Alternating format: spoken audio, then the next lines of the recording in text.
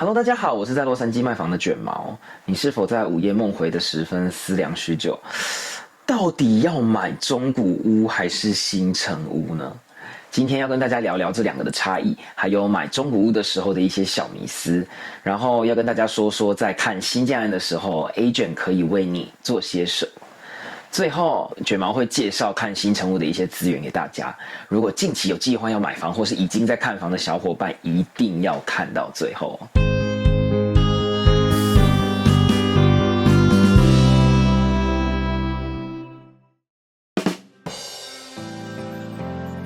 第一个，全新的设备与系统。新成屋呢就会有全新的供暖啊、冷气啊、电路啊和水电系统，而且它有这个现代化的厨房还有卫浴设备，通常还配有智能家居，增加了很多便利性。第二个是相对良好的市容，因为它大多数呢是新开发的区嘛，所以说它能够比较简单的做城市的整体规划，它会让市容更新颖、更美观。第三个是能源效率，新成屋啊，它会有更好的隔热材料啊，或者一些节能的窗户，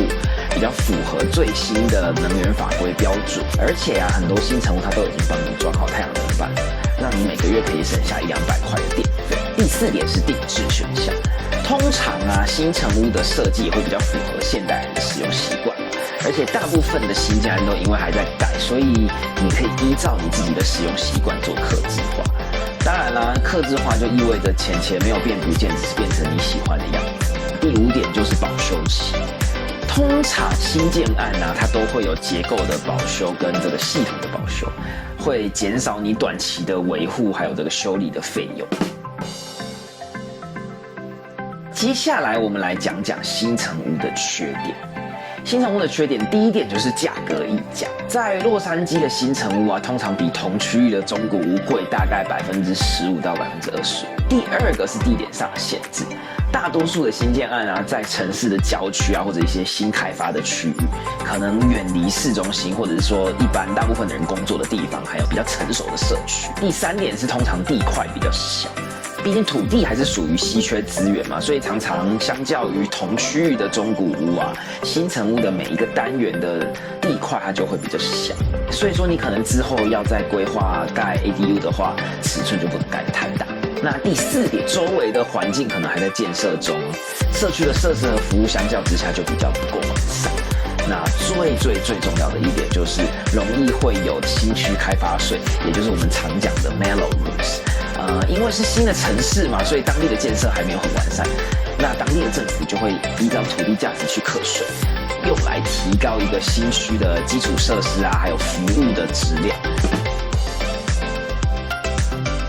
那接下来我们来说说中古屋它有什么优点。第一个，无非就是位置优势，因为它相较于新成屋，它比较常会位于这个成熟的社区，所以它的交通也会比较便利。而且它会比较靠近这个已经建立好的购物中心啊、餐厅啊等等的商圈，那学校的学区啊，通常也会相较之下比较好。第二点是价格是相对的合理，那通常啊，它的入门价格会比较低，而且它整个价格区间会比较完善，从便宜的到贵的你都能找到。第三个是生活空间会比较大，因为相较于新建案啊，中古屋它开发的比较早嘛，大多都会有比较大的地块。那这些比较大的地块啊，也为之后你要再盖 ADU 提供了这些潜力嘛。而且 ADU 意味着你可以拥有一个跟主建物分开的单元啊，独立收租，甚至有些人会拿来做 Airbnb。那接下来我们来说说中古屋的一些硬伤。第一个就是维护啊和修缮的成本高一些。第二点是老旧的格局，因为它设计的比较早，所以它的格局可能不符合现代人生活的需求。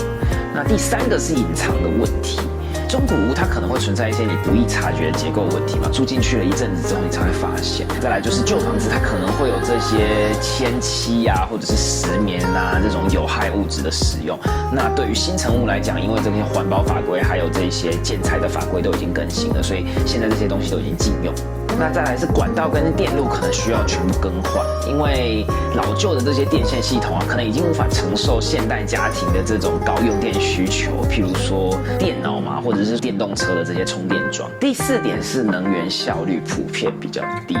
因为啊，这些老旧的冷暖系统啊，它的能源效率本来就不够高，再加上啊，以前的隔热材质啊，还有这些窗户都不是双层的，所以说对于空调的使用频率就会提高嘛。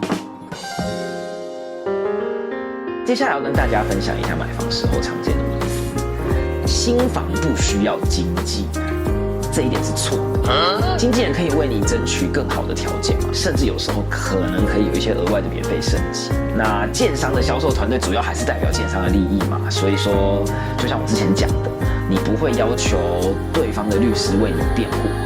再来就是经纪人可以为买家争取到最佳的交易条件，主要还是保障买家的权益啦。而且如果在建造的过程中有发生任何问题啊 ，agent 都会站在你的立场跟建商沟通协调，那保护你的利益。而且新成屋的合约通常会比中古屋的合约更复杂。agent 呢，他可以依照他的经验去帮你理解合约中的条款，避免让你踩到陷阱。另外呢，就是可以指导买家选择这些具有未来转售潜力的格局或者是选配。最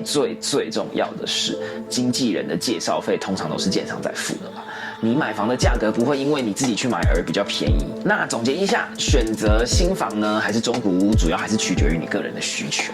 如果你比较重视现代的设计、低的维护成本，然后还有保修，那新成屋可能比较适合你。如果你是比较看重位置、比较好入手的价格，或者是说你比较想要有大的地块，那中古屋可能是你更好的选择。最后呢，同场加映一个看新成屋的好工具